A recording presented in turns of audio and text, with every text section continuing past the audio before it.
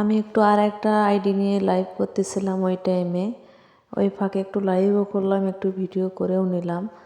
আর অবশ্যই আপনারা সবাই গরুগুলো দেখবেন আর বলবেন কোনটা গরু কত করে দাম হতে পারে। আসলে গরু দেখে ভয় লাগে, যদি ঠিস টুস মারে তাহলে এই জন্য ভয়ে ভয়ে কাছে যাচ্ছিলাম না। এই গরুটার কত দাম হতে পারে আপনারা একটু কমেন্ট করে জানাবেন, আর পুরো ভিডিওটা দেখে তারপর কমেন্ট করবেন। আসলে সবাই তো পুরো ভিডিও দেখে না, এই জন্য কমেন্ট বুঝতে পারে না। আমি আর একটা মোবাইল দিয়ে আর কি লাইভ করতেছিলাম, আর একটাতে ভিডিও করতেছিলাম, এই জন্য। Thank you so much. কেমন হয়েছে ভিডিওটা